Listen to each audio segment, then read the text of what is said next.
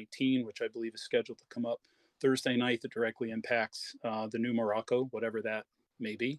We have a couple of updates on Winchester High School, both on the gym project update and then where we stand with SGH on the concrete work. It's not really an item for discussion, but you guys know that the select board and school committee voted to submit statement of interest on Morocco. So I wanted you guys to actually have a copy of what that looks like for record. So I shared that earlier today. That's just so you have it. And then we'll get into payments and authorizations. We'll review next meetings. Right now, we're saying in May 19th, with the June meetings, we're asking you to hold the 23rd. May or may not need that. We also may or may not need the 30th. We'll talk more about that later as we get near the finish line. And then last thing I just say, pay particular attention when Andy gets into his presentation tonight, because there is a late breaking item for the manager's letter that did not make it in today that Meg has had a chance to review. And that is the bid came in for the MOVE RFP under budget, which is great. Andy submitted that, and OPM would like us to act on the spending authorization tonight. So that'll just need to be a motion from a member when we get there at the end of the meeting, but Andy will of course include that in his presentation. So having said that, let me park this for a moment and ask if there's anybody here for public comment tonight. We have 2 members of the public beyond WinCam. WinCam's covering us, even though it's a Wednesday. So if you have public comment, you just raise your digital hand and we can elevate you. See Brian and Neil there. They both know how to do it. So I'll count down 3, 2, 1 and say thank you for coming tonight, but no public comment, those 2 gentlemen, I suppose. And then we can move on to meeting minutes. Don, are you okay with us just acting on the minutes from, I think it was it the 24th of March? Do I have that right? Yeah, that's fine. And I did get comments from Gita on the 7th, so I'll wait to get yours and we'll vote on them next time for the April 7th meeting minutes. Okay. If anybody's comfortable making a motion then, so we can approve the minutes from a meeting in March on the 24th, I'd be happy to welcome that motion. I make a motion to accept the minutes from the 24th. Thank you, Lisa. Is there a second? I'm sorry. Thank you, Gita. Okay, all in favor? I'm going to do a roll call here. Let's see, Mark Scott. Mark says yes. Don? Yes. Frank? Yes. Gita, I'll say yes. You seconded. Emily?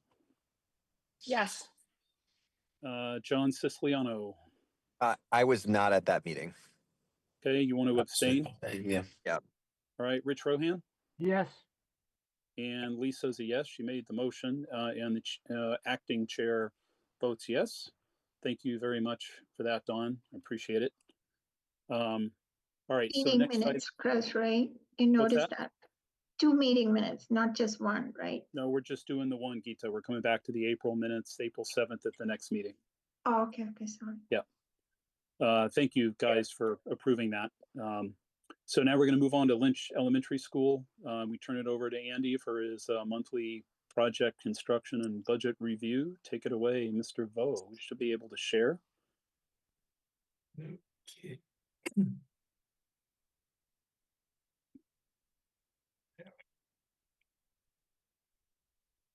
Good to go?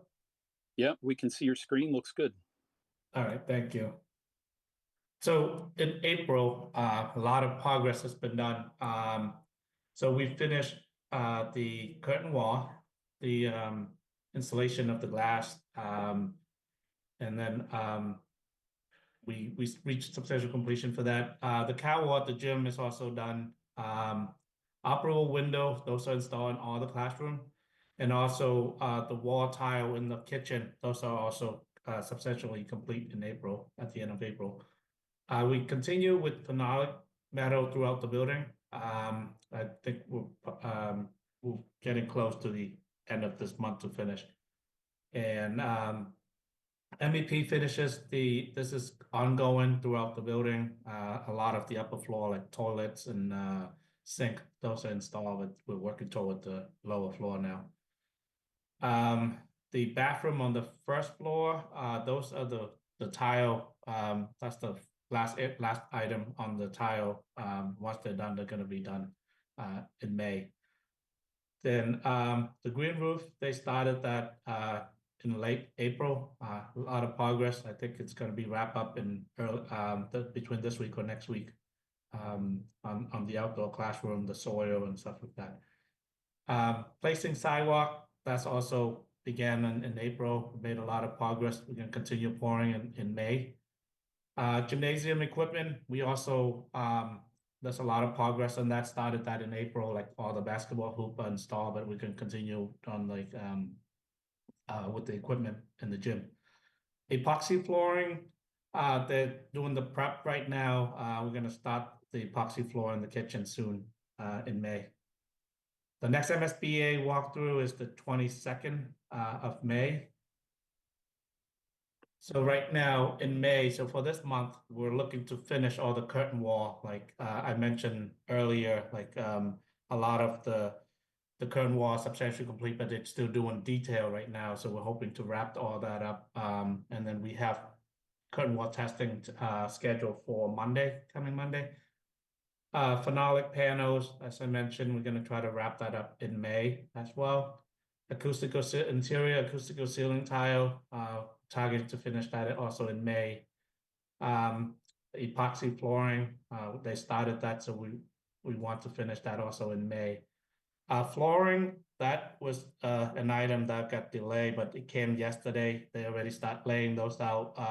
We got like a lot of the flooring on the third floor. So the target is to finish the third and the second floor of the flooring work, and then in May, and then finish the first floor in June, early June.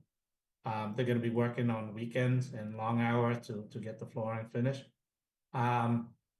We will continue installation of the site finishes such as the flagpole, the sidewalk, the lighting on the site. Metal panels, we're going to continue installing and try to wrap that up toward the end of this month or early June. A lot of progress has been made. So we're going to continue with the gym equipment, try to wrap that up in May as well. And then the MDF room, IDF room, Verizon show up the beginning of this week, and they finished the pot line in there. We're looking to get the owner's vendor to come in to do the MDF IDF room. And then the generator is going to be delivered by like starting on Monday. It'll be here. They'll probably look to finish probably a week of work for the generator, so it should be done by mid-May. The last piece of the switch gear for the permanent power for the HVAC unit, those came in this week as well. The electrician was on site today installing that. However, we got one part of the switch gear for the solar panel that's still coming in July, but this should not stop us from opening getting the temporary substantial completion in June. So progress photo, as I mentioned, these are the phenolic panel. We still have some part like that's still remaining to be done. The metal panels. Windows. So all the operable windows, those are in. We did some window testing on April 25th. They passed. Also, we're going to have another set of window testing, like I mentioned, on Monday.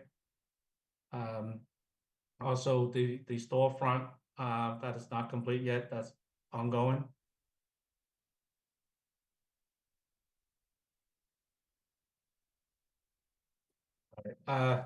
Progress in the gym, as I mentioned, the gym equipment, those are being installed as we speak.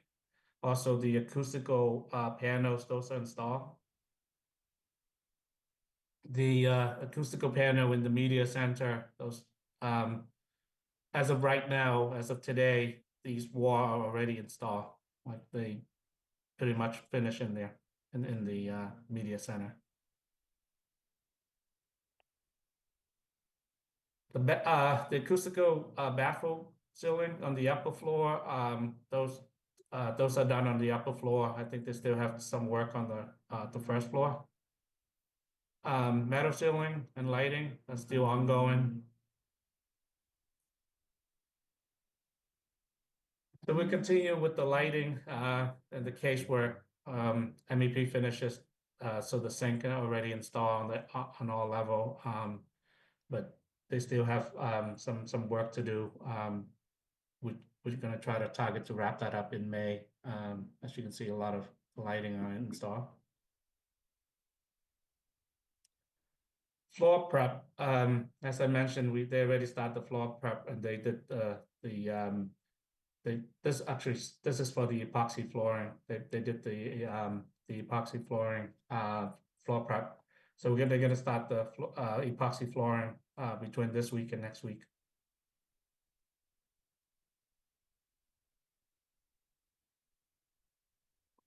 Window testing. This was done on the 25th. Both of these windows passed. This is the C window. This is the F window. Both of them passed. And then again, we're gonna do more testing on the 12th. Sidewalk. This is ongoing. We had a lot of sidewalk pour, but we're gonna continue with the sidewalk this month. This is the construction looking from the north elevation. Made a lot of progress with the metal panels. They're going to be doing right as of right now. They're doing the solar on the roof, and then they're going to work toward the canopy, and then this last piece of the solar on the green roof, that's going to be done probably toward the end of May and June.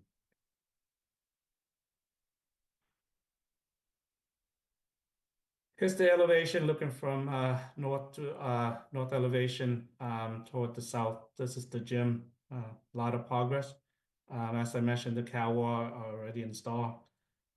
We still have a few of the storefront to be done over this side near the gym. And then, as you can see, all the roof edge are in place. Any question on construction before I go into the budget? Andy, just one question. You had, it sounds like there's some schedule recovery going on with the flooring, extra shifts and weekends. Are there any other areas where you're trying to make up, or the contractors are trying to make up time to meet critical path schedule? So as of right now, the flooring, I mean, the most of the MEP are on schedule. As I mentioned, the generator got pushed out a little bit, but it did not impact the schedule. Once that get on site on Monday, they will jump right on it, and they said it's about a week of work. The elevator crew will come back next week, mid-May, to get that going. That they should be able to finish by the end of the month or the first week of June. No, the only thing that we're concerned is that flooring, and we did get it yesterday, and they already start laying it out. Thanks. Andy, I know Don has his hand raised, but what can you just clarify too on the doors? We've got some temporary doors that are going in right now, but that's not critical path in terms of schedule. Mm-hmm. So the temporary door are for the IDF, MDF room. We need those to be locked up, so that way when the owner's vendor come in, they can start in there without any delay. Okay. I think I saw Don had his hand raised. Yeah, just a question to follow up on Mark's comments that, when do you see them starting late nights and weekends? Because I bike almost every night, and I go by the school and nobody's there late and nobody's there on the weekends. And I'm getting concerned about, meeting the schedule, quite frankly. So they're just doing, like, if they're gonna stay, they're just gonna stay like 2 or 3 hour extra. Like today, they did finish. Usually they'll be done like around 3 o'clock, but today they're just staying till 5 today. So they have been working on weekend, like on Saturday. So Okay. they have about like a field crew, like the insulator came in on the weekend. We got a few subs that did work on Saturday. Okay, it's not major work. It's minor, Not- so that's why I wouldn't Yeah. see it. Yeah. Yeah, Okay. we try to avoid any site work so that way it doesn't disturb the neighborhood. Yeah. Yeah. Thank you, Don. Any other Thank you. questions for Andy before he moves on to the next part of the presentation? All right, go ahead, Andy. Okay, so we did receive a quote from Wakefield Mover to do the move for the teachers' furniture from Parkhurst and other area that of the school that we had placed throughout like the middle school, and to get the furniture teachers' furniture boxes and stuff to go into the new Lynch. And I did get a quote from Wakefield Mover for $73,975. This is $3,000 under our budget. And in the past, the first phase, we moved the existing Lynch into the Parkhurst and the modular. We have used Wakefield Mover, and they're very good. They're familiar with the project, and they also have a very good recycling of the surplus to out of the country, and they'll get you the certificate and the paperwork of those. So we highly recommend them, and their quote is under budget by $3,000. So if I can get a vote on that today, so that way we can get them a PO and get the bins and the boxes that toward the end of May, so the teacher can start packing in June before they take off for the summer, and then the move will hit. Andy, we'll take that up under the manager's letter, but just to clarify for anybody who cares to make that motion, so that's for Wakefield Movers, and the amount was 73,000 and how much? $975. $73,975, Got it. and we're looking for that to be a spending authorization when we get to the Right. manager's letter, right? Yeah. Okay. Correct. I Yeah. see. Mark, you got a question? Andy, you've already done a D-scope with them to confirm the quote matches the scope? Yes, that's what we're planning to do.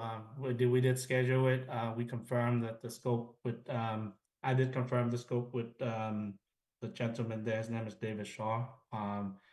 And he's also, like I mentioned, he did the first move, so he's very familiar with this project. And I've also worked with them in the past too. Yeah. Okay, so as far as you know, that is actually their quote. Yes, correct. Okay.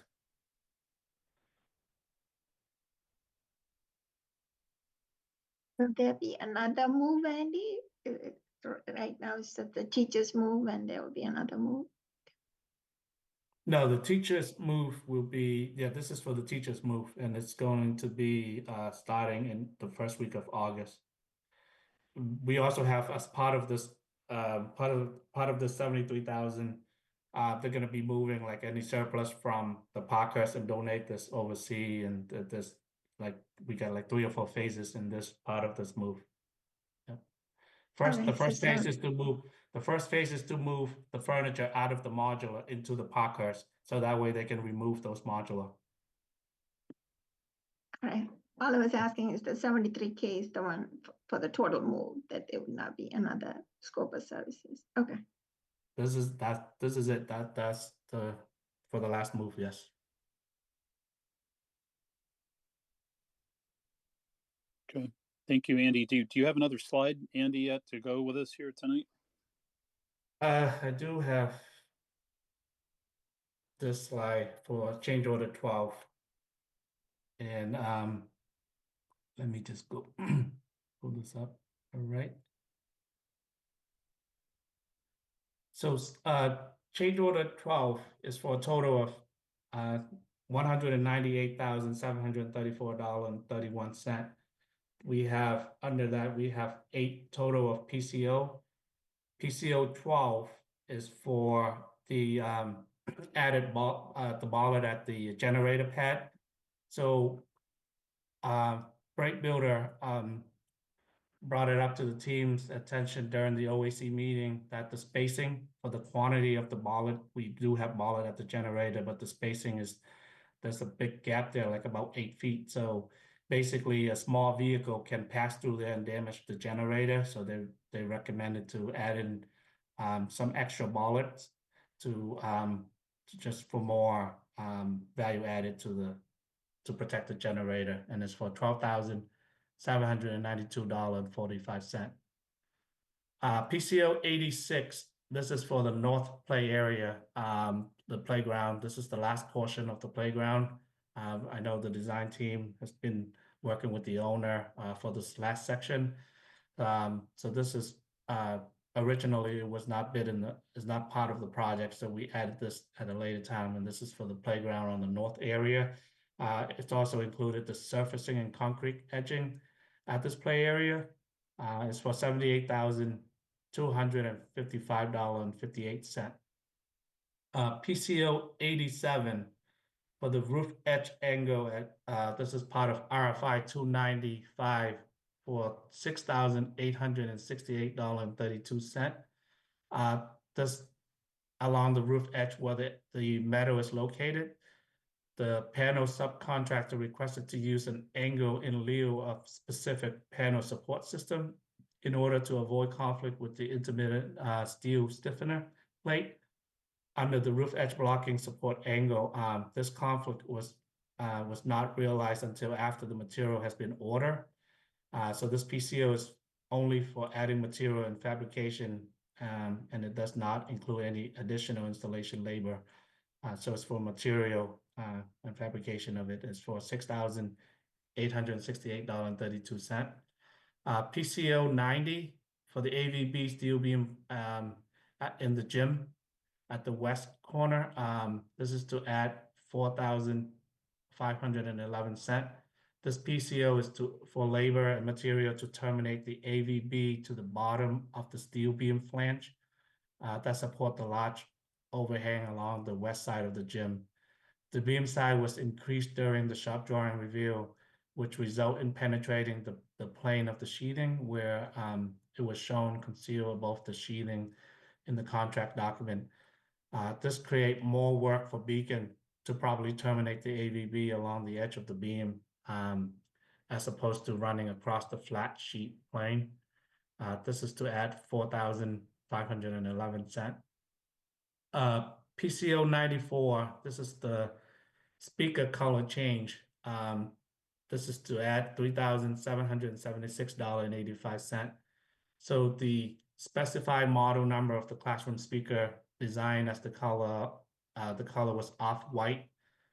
That was approved in the submittal process, and then when it came to the site, the design team, the one that got approved, it was determined that the appearance was not satisfied, so they want to make it a brighter white. So this is to change that out to get a brighter white to match the acoustical ceiling. This was requested for the speaker to be returned and resupplied in a bright white finish instead of what they approved. And this is to add $3,776.85. PCO 99R1, this is for the added guardrail. This is a design omission. This is to add $28,835.25. So at stair 2 and 3 landing, adjacent to the curtain wall glass, there's a big gap about like 8 to 10 inches. This gap between the landing support the stringer, it's exceeded 4 inches, and the guardrail is required to be added to protect the thing from dropping between the curtain wall from the landing. So this happened at 5 different locations. So this is to add $28,835.25. PCO 103 added tile at the gym ramp. To add $5,473.62 at the ramp wall adjacent to the stage in the gym. Their area of exposed to at the concrete foundation wall in order to improve the appearance of this area that will be visible from the audience sitting out at the gym. So Bright has worked with the subcontractor to provide this was originally was submitted at $10,000. So we asked them to cut it back. So they did work with the subcontractor, and they were able to get it to us for $5,473.62. So this is to add the tile to match the lobby wall tile and to hide the concrete there. PCO 106 VRF snow hood. So the original design does not have the snow hood. So this was recommended by CAM, the HVAC contractor, to add in, I believe, 24 of the snow hood to protect the VRF system. They, like the original contract document does not have it. I mean, they've done it in like 5 other schools that is not required. I mean, this is my first time seeing it as well. But this was recommended just for value added to protect the system better. And this is to add 24 of those snow hood to protect the VRF for $58,232.13. Again, this was recommended by the HVAC contractor to, for better protection to the system. And that was the last PCO. I think I saw Mark had his hand up a moment ago. So Mark, I'll come to you in a second. There it is. It's back up. So I just want to add a couple of thoughts since Jay's not with us tonight, had a conflict. Jay Nardone feels strongly that we should add the VRF snow hoods. He sees those commonly in other projects. It is technically not required. And my understanding, I know Chris Sharkey is with us, TAP A has other projects where they're not provided. And I think the engineer has said the same as well. So it really is an owner decision, kind of an insurance policy, if you will. And Jay really strongly recommends that we do it. The 103 is really just an aesthetic issue that was raised by the contractor as they were seeing how the space was evolving. So that kind of came from them. That is strictly an aesthetic issue. My question, if I can, I'll ask my question and throw it over to Mark Scott. On 99R1, Andy, on the guardrails. So the issue is that where the landings sort of meet, I'll call it the wall, but it's curtain wall, there's a gap there. I think, by code at the bottom of guard, you can't have more, I think it's like 4 inches. So you don't want an object to roll off and hit somebody down below. What you're describing is actually not a vertical gap, but a horizontal gap, right? Between the edge of the landing and the curtain wall. Is that fair? I think it's a vertical. I mean, it's right at the landing. I can pull up a picture right now. I can show you. That might be helpful, just maybe if the committee can understand why, was added guardrail the only solution, or is there another solution to this? I think, Chris Shockey, can you answer that question? Yeah, I think it was the most logical for us to maintain kind of that railing aesthetic right there. So each curtain wall is about, 6 feet wide, and it runs up vertical past all the landings on stair 2 and 3. And so really that curtain wall is inset from the face or from the interior face of the wall. And so that's kind of where that gap comes from, right?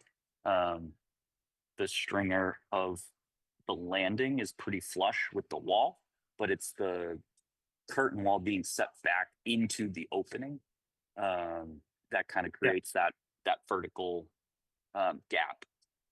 So if Andy, can you go back to that previous image just for a second? And while he does that, so Chris, can you just describe for us what is the proposed design solution that attributes to that cost? Are you proposing to mount a guardrail that runs continuous from corner of tile to corner of tile and spans across the curtain wall? And so it's face mounted then to the tile. Is that right? Yeah. Yep. It's right in front of that curtain wall, exactly as you're describing. And so that allows us to maintain kind of the aesthetic the railing there, without introducing kind of another element. And so that's And- really kind of where we were In other words, driving. Chris, just to be clear, you're saying it runs from inside corner of tile to inside corner of tile, not just from like the cut tile to the cut tile where the window is. Oh, sorry, it would just be in front of the window Okay. All right, or but the still, curtain wall. But still sort of face applied. So you'd be fastening through the tile. You're drilling the tile. You're fastening into studs or something. Yes, and it would be kind of mounted to the edge of the kind of that landing right there. There's that metal, right? Yeah. And so yeah, it would just kind of sit right in front of that curtain wall. So this is something that would be fabricated and then pre-painted and then installed on site. Yeah. All right. Yep. And it would match the other railing in that stair. So it's just kind of that. And would the height of this guardrail, would it coincide with the horizontal mullion and the curtain wall, or does it have some other prescribed height? Yeah, so it would have to be guardrail height, which is about 42 inches. And each tile is about a foot tall. So it looks like it would be a little over that. The tile height is 5 feet. And so it would kind of split the difference. And we didn't want to match the tile height with the guardrail because we just thought that was going to be too much. So Yeah. the 42 inch is kind of that guardrail requirement height. Okay. So we wanted to go with that. My only other comment is you have a coursing to the grout on this tile. So when you're fastening this thing through, depending upon where those fasteners are, you might undermine the grouted joint, particularly where you have small tiles. So I'm hoping you guys are thinking through what, as you're drawing up elevations of this, you're just being mindful of the actual dimension of tile, or that you're not trying to fasten through like the last half inch of a tile and so it gets pinched. Yes. Yeah, for sure. Yeah, no, we'll work with Braid to make sure that that's all nice and done. All right, I'm going to shut up. Mark, you had your hand up, and then we'll go to Don.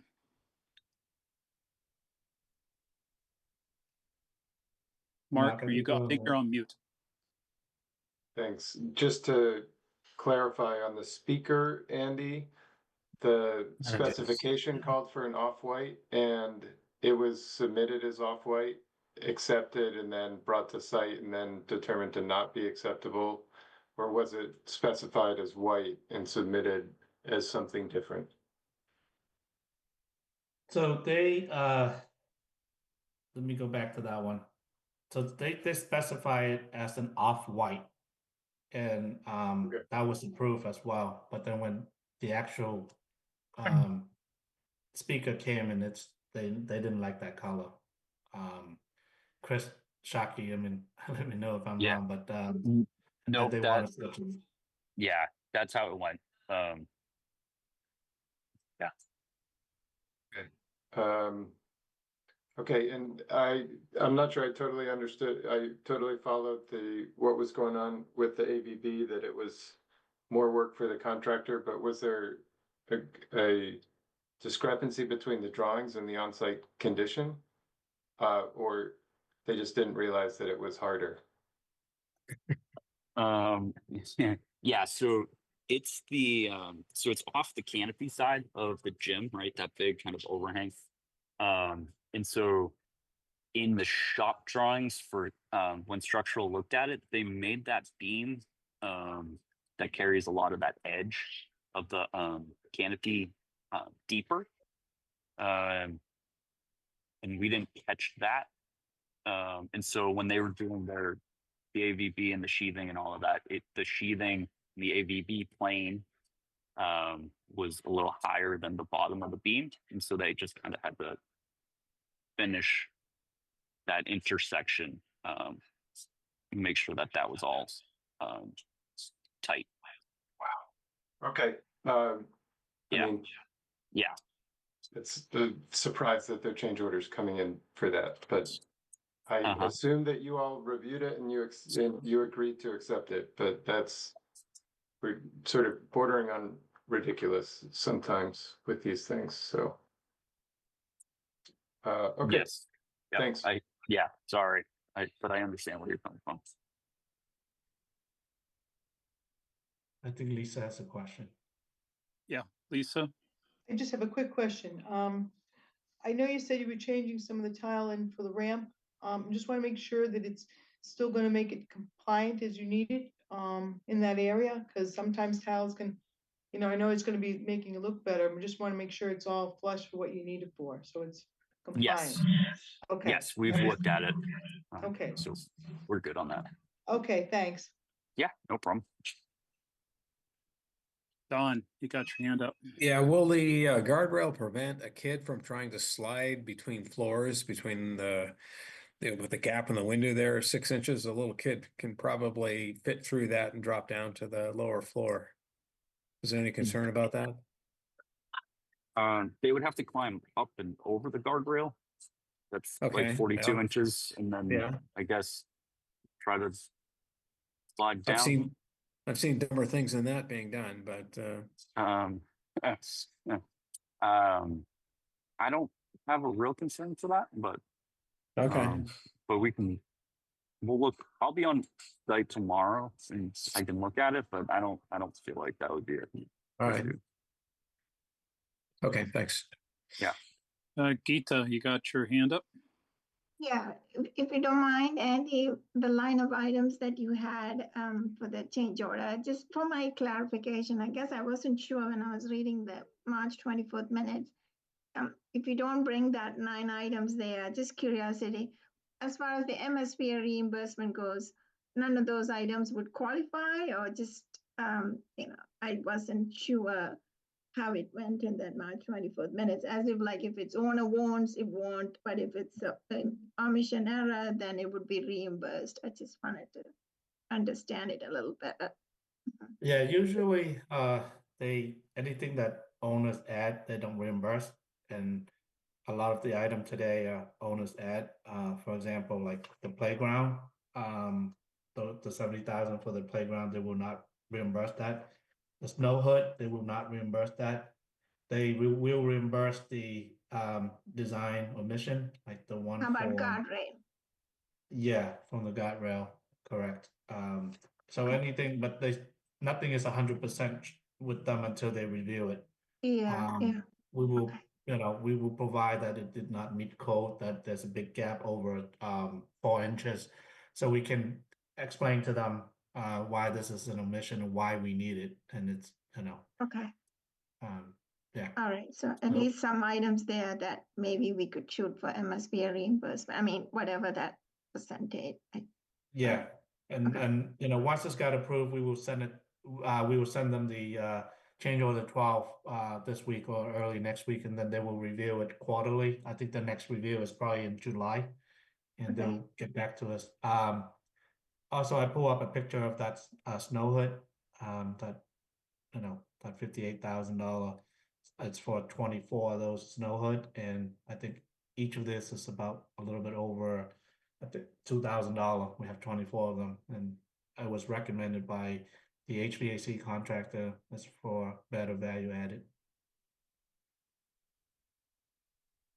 All right. Thanks. I'm good. Yep. It's being fastened to curbs or through the roof, Andy?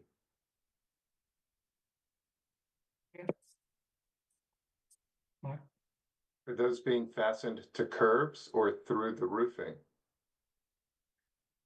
I think that will probably be for you, Chris Jockey.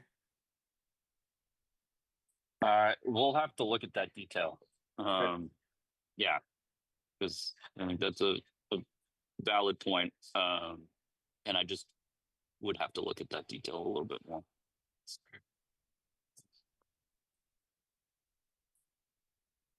Stop sharing. All right. Any other questions for Andy tonight? I'm actually Yeah. pulling up Sorry, I another. do. Yeah, Chris, I'm I'm sorry. Go sorry. ahead, Mark. Please, no, go Yeah, ahead. I just want to go back to this because I want to make sure that it's at least on the record that we're good on the schedule, because I'm looking at the summary on page 14. And I'm seeing actual expenditures roughly $5 million below estimated expenditures. I'm seeing windows, curtain walls, storefront, above grade electrical and plumbing, fire protection in HVAC, all supposedly substantially complete in April. And they are not indicated as being finished yet. And we do have a substantial completion date of June 26th. I just want to make sure that everyone agrees we are on schedule to meet a June 26th substantial completion date, and there's nothing holding Great up from doing that. Yes, we've been having weekly meeting with them, and they've confirmed that nothing is holding them up. We were, we were concerned about the flooring as of last week, but we did get them yesterday, and they were being installed on site right now. Okay. All right. So So noted. Yeah. We have though, Mark, we have asked them for a recovery schedule for the flooring, and we are working with them to make sure that the recovery schedule still meets the substantial completion date.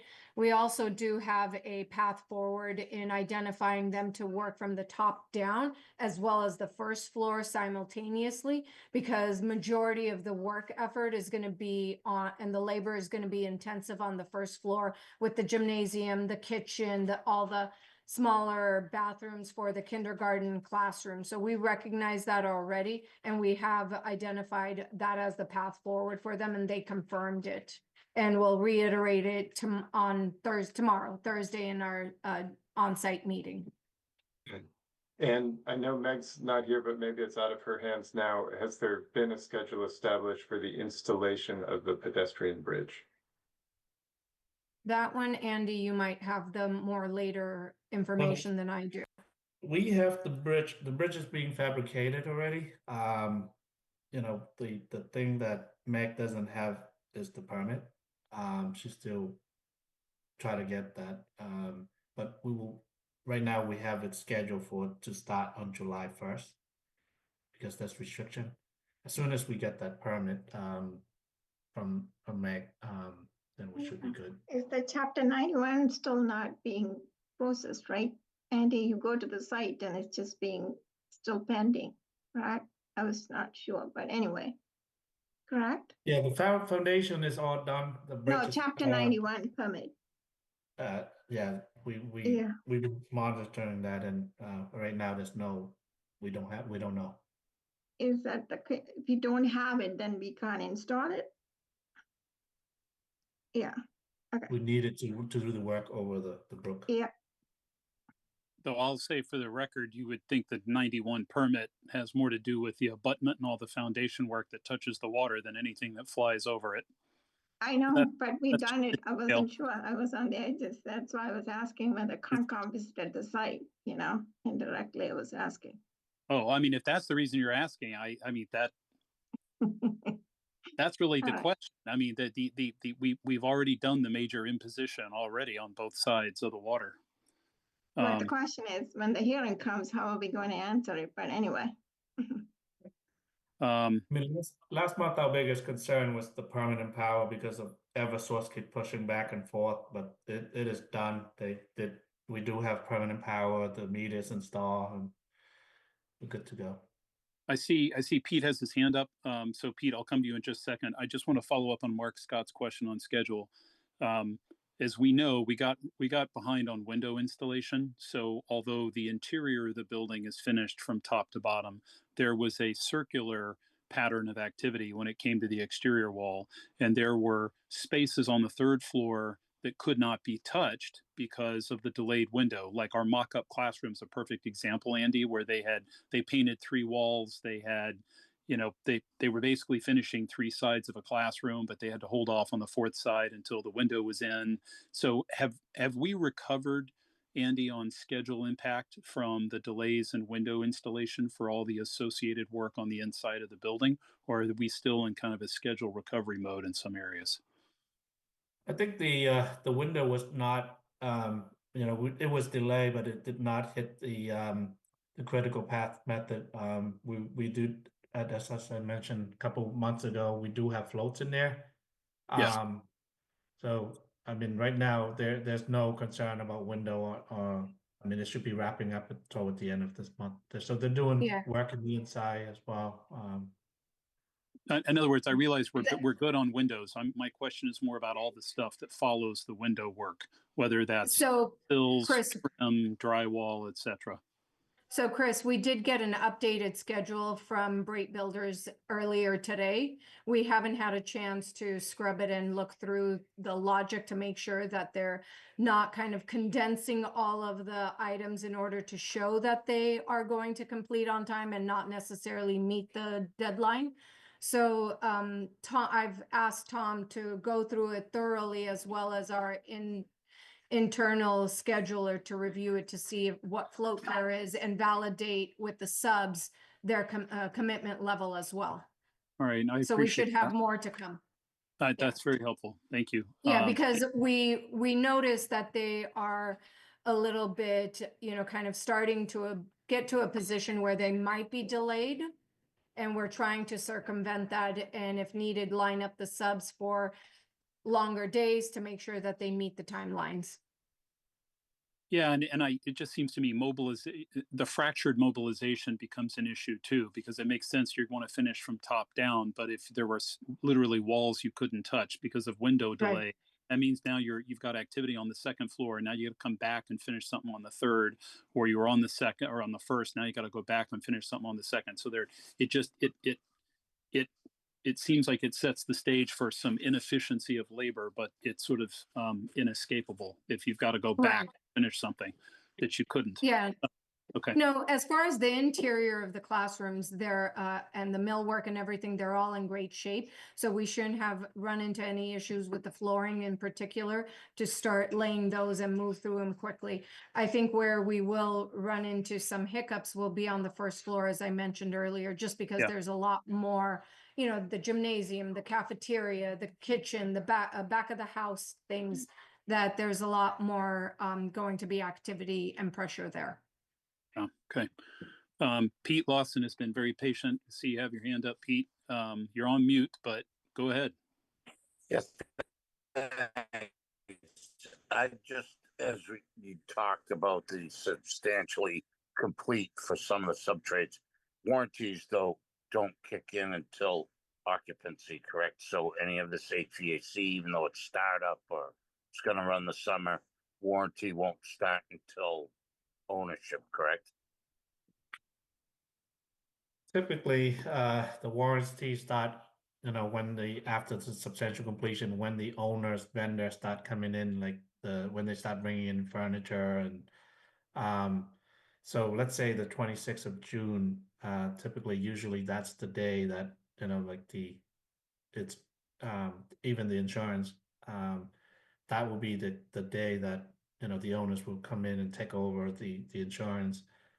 That's when the warranty usually start on that date. Not to split hair, in case Pete has a follow-up, but I mean, there's in my mind, in my experience, there's two substantial completions. There's the one where the contractor says, okay, it's substantially complete, but then the architect comes in and does an evaluation and determines whether or not they agree, right? So when we say it's when we, the owner, say we accept your demonstration that we are substantially complete. Correct. It would be the AIA contractual substantial completion. Okay. Pete, sorry to step on you there. Did you have a follow-up, Pete? Well, I have concerns that we're not really going to be occupying the building. I don't know, where are we at with the solar? When does that start? I'm sorry, I don't know the timeline on it, but that one, I was just wondering where we're at with that in the long haul. When is the solar supposed to kick on? Just so that I know for energy budgeting, are we actually going to be up and running, or do we have to wait for interconnection? It's going to be partial upon, what's the timeline on all the solar? So as I mentioned earlier, we still have a piece of switchgear for the solar that got delayed, and it's going to be coming, I think, early July. So once that come on site, I think they're going to start. They need about like 2-3 weeks. So I think by the end of July, the solar, once that is completed, that still needs to be inspected by the electrical inspector. And I know Ken Pruitt and our solar consultant Neil Vardas has been working on the interconnection, and once that once they finish, then they can start submitting paperwork to the utility company and get that going. So I don't think it's going to be turned on and until the fall. Yeah, you're lucky if that, because you got to deal with EverSource with their long delay of putting in an interconnection and cut off and acceptance. So Right. Yeah, There's I a don't- whole host of activities, Pete, that have to go on with this energizing the solars and through the portal, which is a little bit cumbersome. But Ken Pruitt has been very much on top of it, thankfully, and is well versed in it to upload all the documents as necessary. you don't actually have a real timeline because we're relying on EverSource. Right, but also what we deem as items complete and upload, it has to go through the portal, and once EverSource, the utility company, looks at the documents, then they have to manually check the box that yes, it's complete in order to trigger the next phase. I've been through it a couple of times. I'm just saying, Yeah, if I'm working through exactly that with the city of Watertown for one of the elementary schools, and it's very, very time consuming. But fortunately here in Winchester, Ken has been diligently working on it, and he's been part of the process from the start, not from the initial start, but from where to begin the start. And he's been really good about staying on track with it. Yeah, he's great. I work directly with him a lot. I just one last thing regarding the solar. We've had discussions about my expectations of getting some idea of what the first year what's required for maintenance, and I've asked through the engineers to try to get some sort of a scope of work, something that we should be bidding out annually, so that the maintenance, there's some sort of a repair agreement, Yeah. a full service contract. Right. I still would like to see that. Okay, I mean, we'll work with Chris Sharkey and Tape, but there's also another company that I'm happy to share the information, and I'll send it along through the EFPBC, is Solar Design Associates that do also provide maintenance packages that you would contract through separately and independently. Happy to share their information as well. Yeah, My memory on this, Pete and Vivian, I'm sorry Jay and Meg are not here tonight. I thought we've actually formally made that request of the firm that kind of stepped in to pick up where Zapotec left off. So Correct. I thought there was a conversation. Not that I've seen a deliverable yet, but I know we've talked about this very concern that Pete has, and I do believe that request was made. So we can, Correct. Vivian, maybe just follow up with Meg on where that stands too.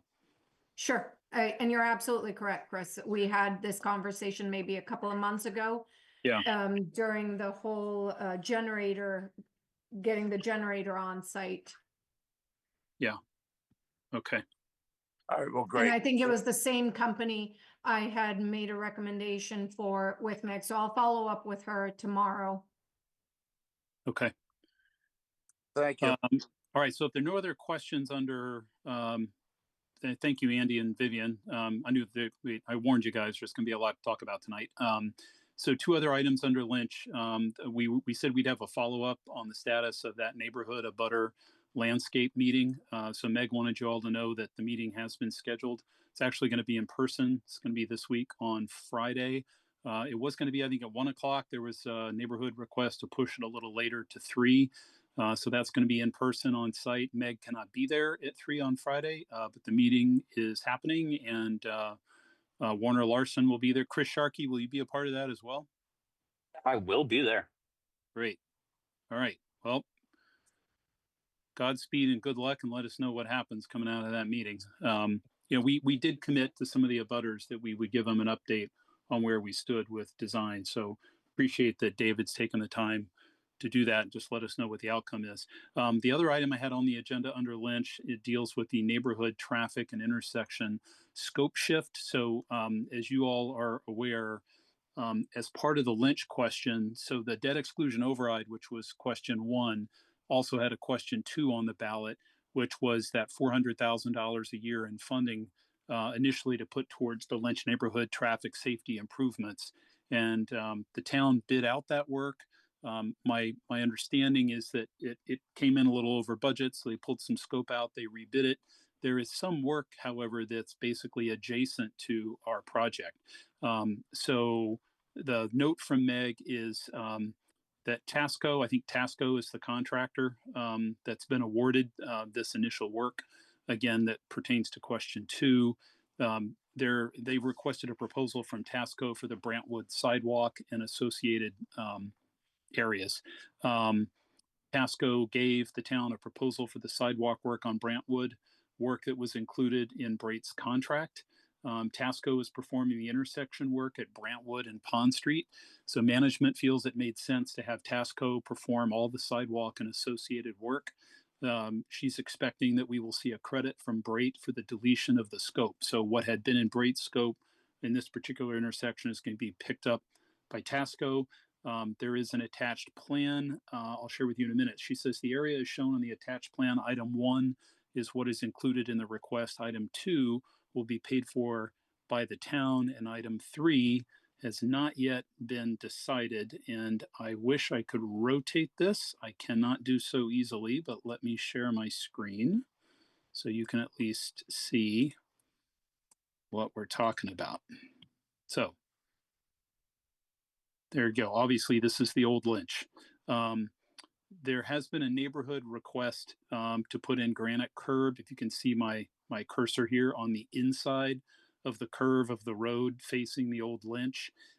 That was a request that came up, I think, during schematic design, and we said we would be willing to talk about that at a later date. But this Brantwood Road is part of DPW's roads and sidewalks resurfacing plan this spring. So DPW director and town engineer, I know, were spotted out there by some neighbors. And my understanding is that DPW is actually picking up the cost of the granite curb here just as part of their roads and sidewalks program, which we also just supplemented with $500,000 in funding at town meeting last week. So anyway, this is that adjacent work that Meg is sort of describing.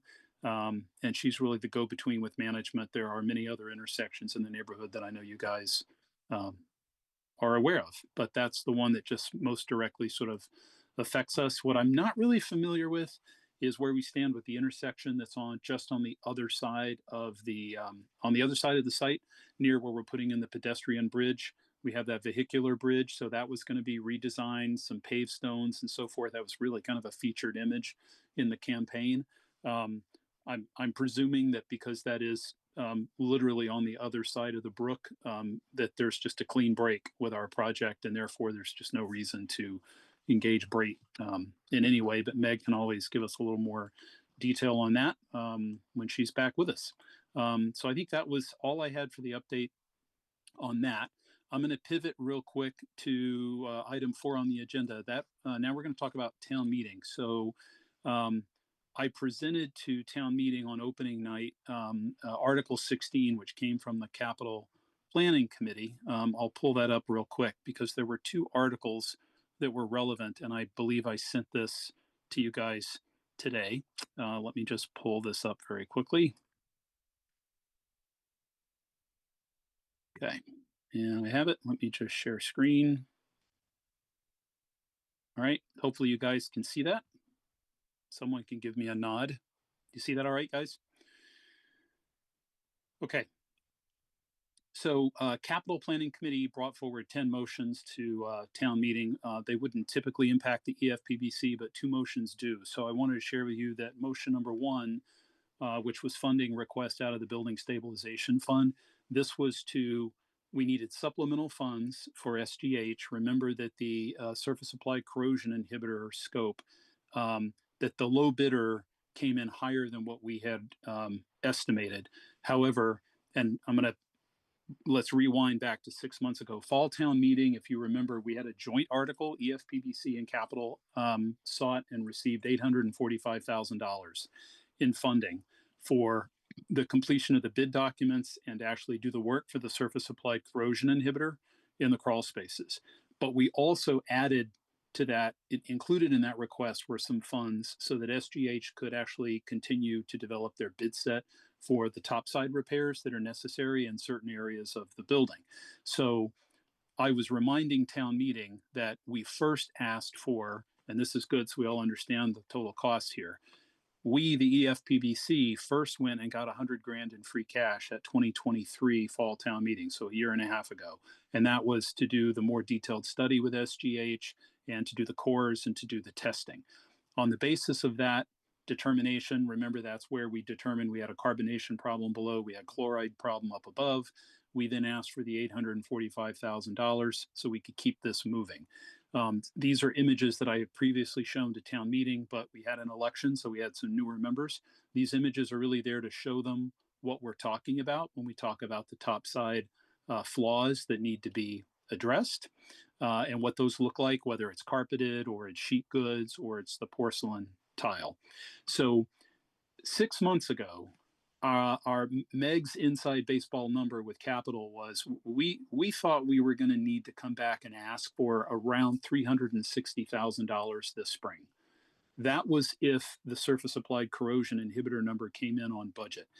It didn't. It came in high. But because we had extra dollars in there that could advance the topside work, and we deliberately worded that article 6 months ago, so those dollars were all fungible. If you'll remember, we've previously approved the spending authorization and authorized Meg to execute a contract with the contractor for the crawl space because we actually did have enough money to get that work going. So we've done that, but now what we needed to do was not only get the next bolus of funds to move the topside work forward, but we had to make up a little bit of the difference because the surface applied corrosion inhibitor number came in high. So the motion that I presented to town meeting like a week and a half ago is for $450,000 here, not $360,000. We didn't commit to $360,000. All I said 6 months ago was $845,000 is a lot of money. I promise when we come back in the spring, we will ask for substantially less. Nobody really gave me a hard time. $450,000 is substantially less than $845,000, still more than I was hoping we would ask for. But town meeting unanimously approved it, so that's the good news. I'll talk more about the implications of this from a schedule point of view, but the funding has been granted. Because these are FY26 dollars, however, this $450,000 is actually not available until July 1st. So it's good news, but we can't actually start spending it yet.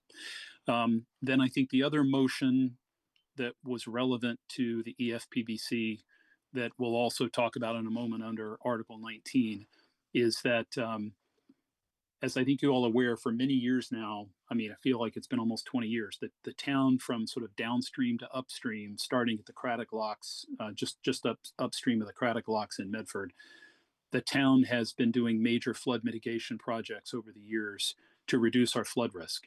The plan was always, after we finished the last project, which is what we call the Morocco Culvert, then we would immediately go to FEMA and apply for a floodplain remapping townwide. This is a big deal because there are nearly 300 properties in town that would be impacted by a revised flood map, because now that you've done all the flood mitigation, the actual flood risk is lower.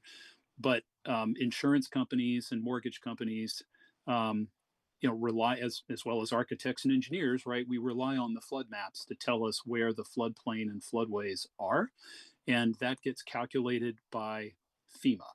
So we requested $175,000, and we got unanimous consent for that. So that money is banked.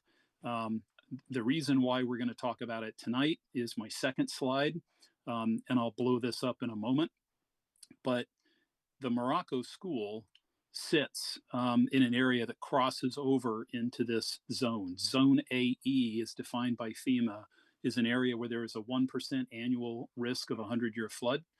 And you have I think 23 or 26% chance of a major flood during the life of a 30-year mortgage. Because of this flood risk and the way the map looks, you can see the top end of Morocco actually crosses into this boundary today.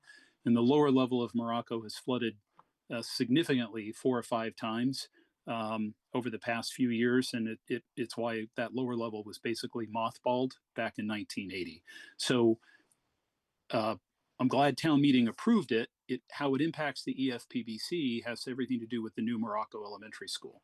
Because if we can complete the Morocco culvert and then we remap, we'll open up the canvas, if you will. We will have a substantially increased area of the Morocco site that's not in the floodplain or the floodway. So I hope that all makes sense. And I did actually have this ready. I should have blown this up a little bit. You can see what I'm talking about here. You can see how this is the edge of Morocco crosses in, and there are many images some of us are familiar with this entire area underwater a couple of times in the last 20 years. So that's what that looks like. That was my only update. So good news, because town meeting funded both of those. I want to go quickly to Article 19, which I shared with you earlier today. So let me tell you what's going on with Article 19. Let me just zoom out here a little bit more. Okay. There is a culvert, and I don't know if Pete is actually still with us. And if he knows more about this, he's welcome to jump in. Let me just share this once more real quick. Okay, so the town has done, we've completed 9 out of 10 flood mitigation projects. The last project, what we're now calling, you can call it Project 10, but the Morocco culvert, is this area here to manage floodwaters in the Aberjona River, and of course here are the railroad tracks. So I want to remind you guys, when we did the Morocco Life Extension Plan debt exclusion override, which was 4 years ago now, the yes on Morocco question, that was $3.6 or $3.7 million to extend the life of Morocco with roof repair or replacement, the new modular gas-fired boilers, new electrical panels, some basic infrastructure stuff. About $3.6 million. However, the majority of the question actually was for this culvert work, this last project, and it was estimated to be around $9 or $10 million. And of course, the town voted yes. So that was good news, and they got going on all their design and their permitting. And that's this area here. Now, let me pull up Article 19. This is an article that's being put forward by the Select Board. It's going to be taken up Thursday night. There has been a cost overrun on this project. The question, the motion is to see if the town meeting will approve an additional sum of $2.6 million to pay the costs, additional costs associated with the culverts behind the Morocco Elementary School. The background I want to review with you guys, because if there's an interest in a motion on this tonight, I would welcome that. Think it would be appropriate.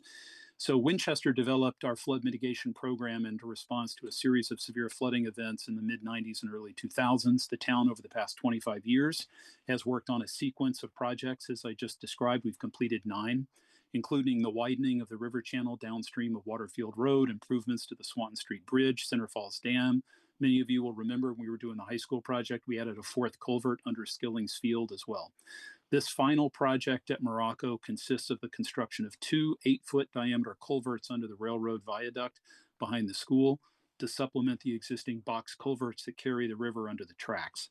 Once complete, the project will reduce the 100-year flood levels near the school by approximately 3.5 feet and remove 43 buildings upstream of the culvert from the FEMA regulatory floodplain. That would be associated with the townwide remapping.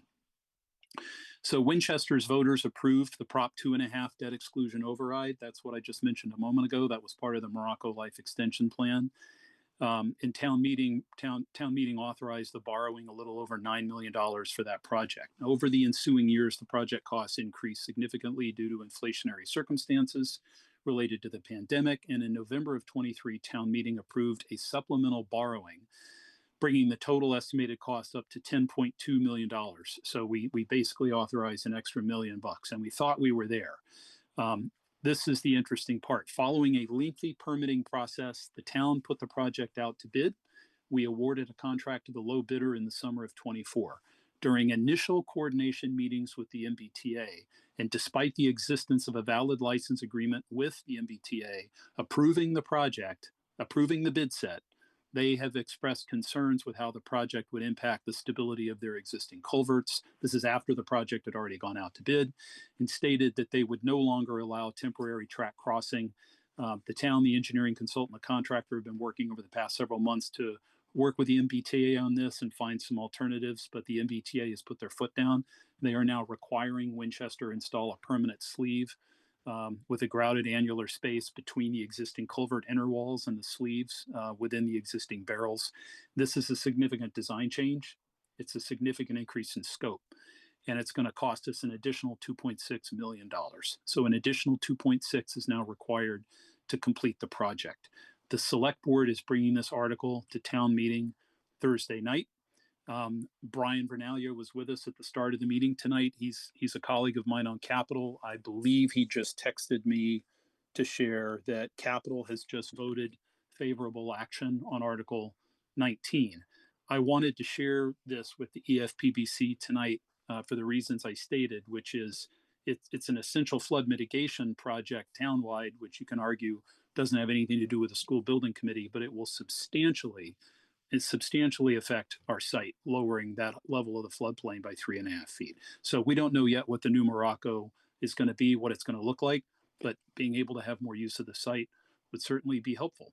So I certainly wanted the committee to understand that that's coming up Thursday night, and happy to throw it up for questions or thoughts from the committee. I think it would be appropriate for this committee to recommend favorable action on Article 19.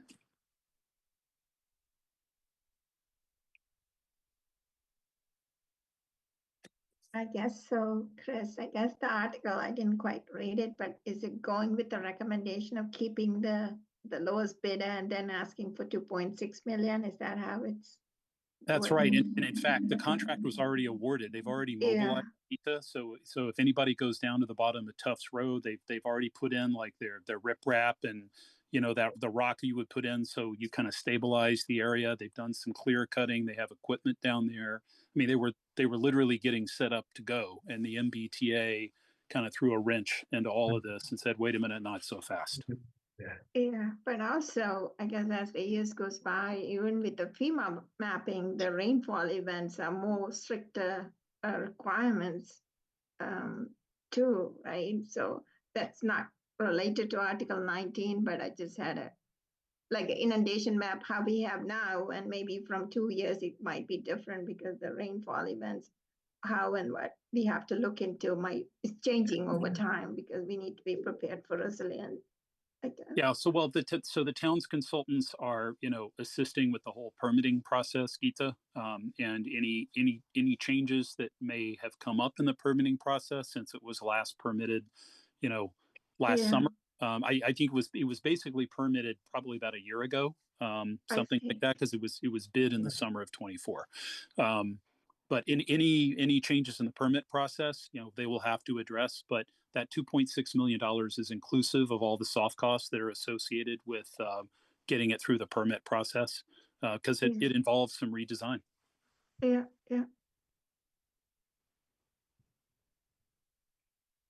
Okay, I move that the EFPB support the select board's Article 19 and recommend to town meeting that they take favorable action on this article. I mean, it doesn't come directly out of any of our costs, but it will impact the project and will make the Morocco project, when we do get funding and get it approved, it'll make it go through the whole process much easier. I second that, Don. All right, I appreciate that. I agree, Don, 100%. I'll do a quick roll call vote. Mark?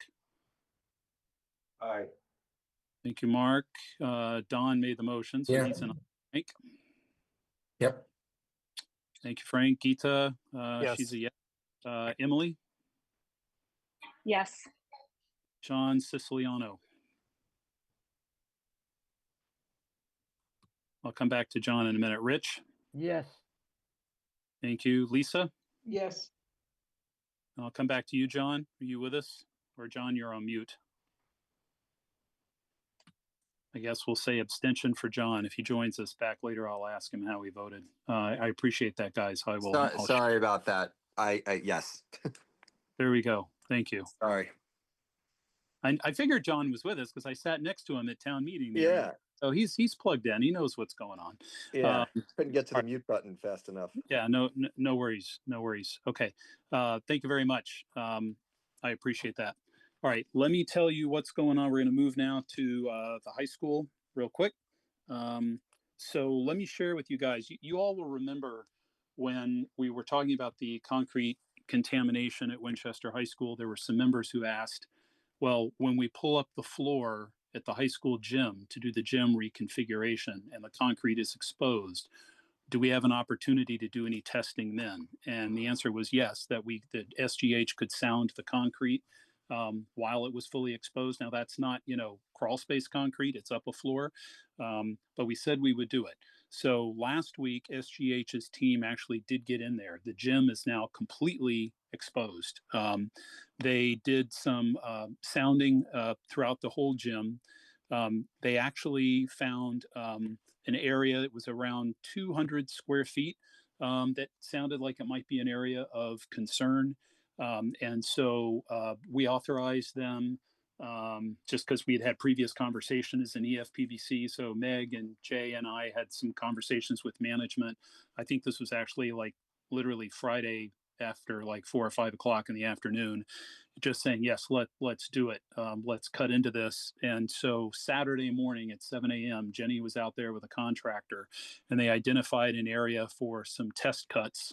I will share with you, and it's good news. So let me share real quick. First of all, hopefully you guys can see that. That's the gym today. The floor is completely gone. This is the area of the test cut. This was early Saturday morning. So Jenny reported they exposed 2 lapped reinforcing bars. You see some welded wire fabric there as well underneath. There was no sign of corrosion. They visually reviewed the underside of the slab in the area of the opening. They didn't see any sign of deterioration from below. SGH has determined that the hollow sounding areas are likely just a combination of the thin concrete slab, shallow concrete cover over the reinforcement, and some minor cracks. They say no further repair or remediation is needed to the slab. So it's good news. This was actually then patched with a concrete that SGH had specified. So we did the test. They did some investigation, and it's all good news. I would just point out to you guys, just like we found in the guidance hallway, the rebar seems high to me, and Jenny agrees. It's sort of no different than we found elsewhere in the building, and I don't know if it's because it just wasn't tied down properly and it floated, with the pour, or what. But we have some relatively high reinforcing steel for reasons I don't fully understand. And then here at the end of the gym, if you didn't pick it up in the other photograph, so that structural cross bracing is now getting encased with drywall. Of course, that'll be finished, and this is the wall onto which those bleachers will sort of, collapse when they are in the retracted state. So that's where we stand on that. Let me see. So project schedule, Meg basically just said everything's on schedule, with the gym, especially because we didn't find any issues with the concrete. And then I'll talk briefly on the surface applied corrosion inhibitor contract. So it sounds like we have a contract. The general contractor had a few questions post bid. They had a couple of meetings last week just to resolve questions. And that's on things like what is and what is not accessible. Jenny clarified all of that. So Meg, if we don't have a signed contract today, I think it's going to happen by the end of the week. Contractor, I think, is satisfied and they don't have any outstanding questions. Then the last bullet to talk about under this, again, has to do with the topside repair. So although we got funded we got funded about a week and a half ago at $450. The dollars are not available until July 1st. And by mass purchasing rules, we can't even write a PO for SGH to get going on this right away. So it's not yet clear what we're going to be able to get accomplished for topside repair over the summer. I'm optimistic we can get some work done, but it's going to be late in the summer, and it might, we don't know yet, but we might have to cross a bridge where we evaluate whether there are some public space areas like in the hallways where the deterioration is telegraphed through sheet goods. Something like that we might be able to address late in the summer. The areas, though, that are carpeted, like in the guidance department or in the nurses suite, those are much more involved. So that's going to involve, cutting out sections of wall, taking maybe doors out of frames. We're not demolishing entire walls, but it's much more involved. And so we're not yet sure how that's going to work. But Frank, who is, I think, still with us on the call, I don't know if Frank wants to add anything here, but the superintendent is certainly willing to do what he can do from a schedule point of view, if it makes sense to do all the work at once. But if that means it overlaps into the school year, we're going to have to be creative about where people are physically located during the school day. So we'll have more to report on this once Meg gets back. We will revisit with SGH to be absolutely clear what the topside scope is, but we have the dollars. So I don't know if Frank has anything he wants to add, but we'll figure it out. Yeah, exactly. I think that's the right sentence. So once we know what the scope looks like and what's needed, we can work around some temporary moves over vacation weeks and stuff like that. We'll do it. I appreciate that, Frank, because I know Chris Conway really wants to get going on this, and if the longer we put off this work, the more expensive it becomes. The next item on the list, it's not really for debate or discussion, just to recognize you guys now have a copy of the statement of interest that was voted by the select board and subsequently the school committee. Frank, I'm assuming we haven't heard anything from them. We typically don't hear anything for a while, but they have it. Oh, no word yet. And typically, if we did hear that we were invited into eligibility, that doesn't come until like the fall, like October, November, unless they give us a courtesy phone call ahead of time. So that's where we stand on that.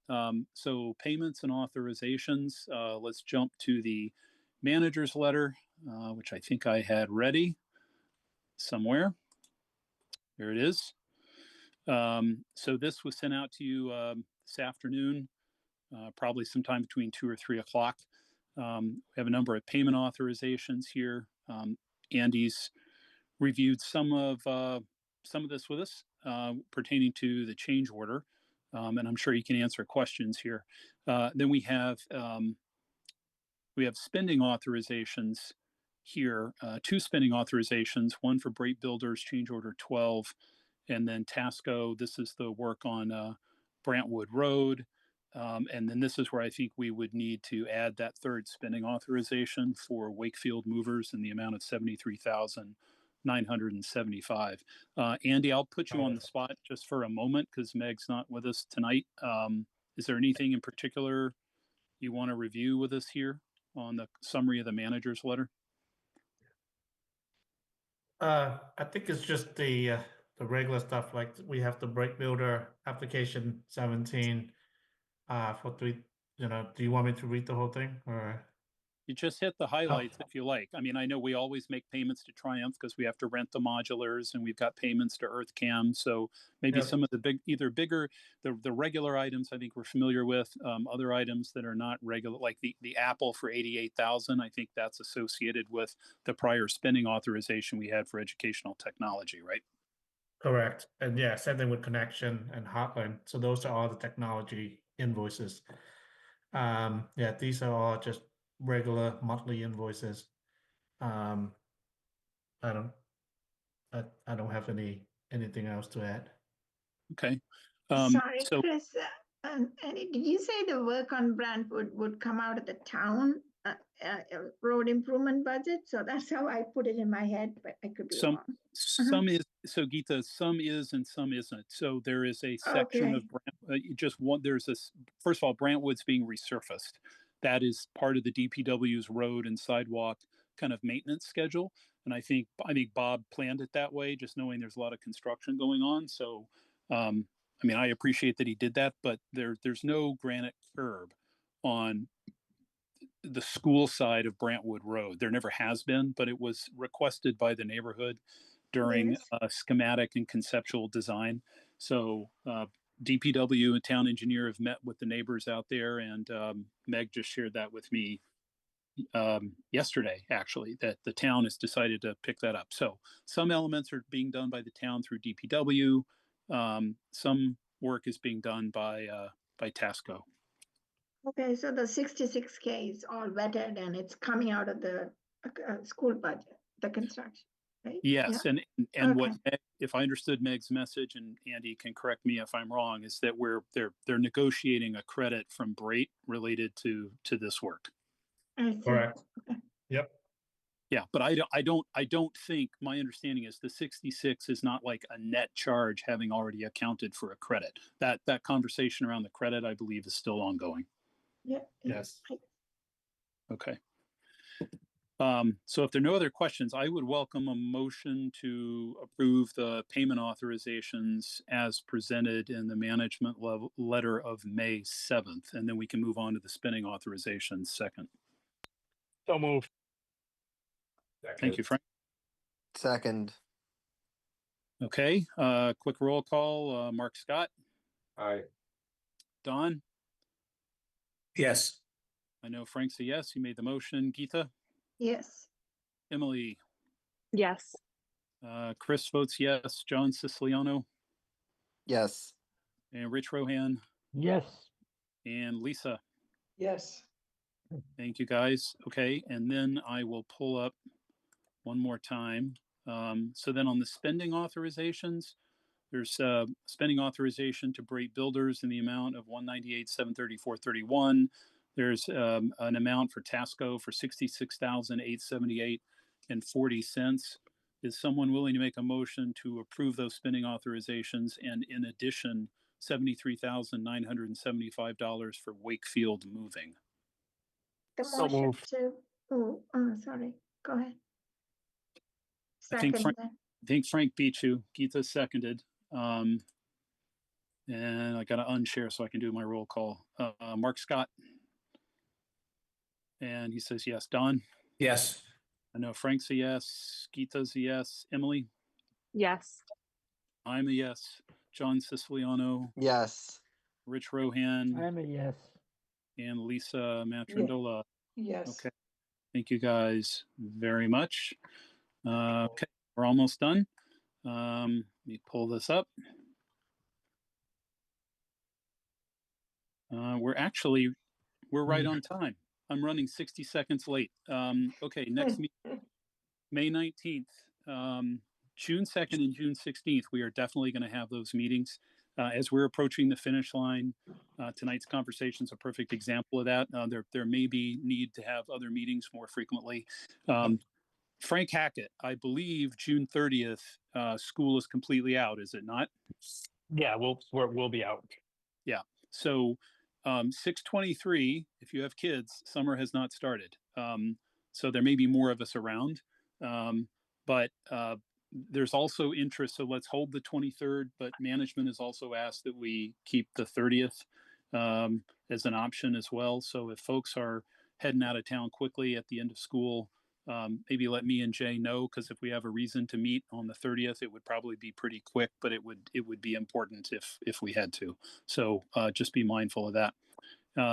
So that's all that I have on the agenda. If nobody else has anything they wanted to add, I'm happy to take a motion to adjourn 3 minutes early. Move to adjourn. Thanks, Mark. Thank you, Lisa. Let's just everybody yell aye or all in favor, and then I'll say good. Aye. Aye. Let's go. Thank you. Good night, Have all. a nice meeting. Thank Have a you. good night. All right. Thanks, Okay. guys. Thank you. Bye-bye. Thank you. Go grab your dinner. Yeah. All right. See you Thank later. you. Have a good Bye-bye. night. Bye.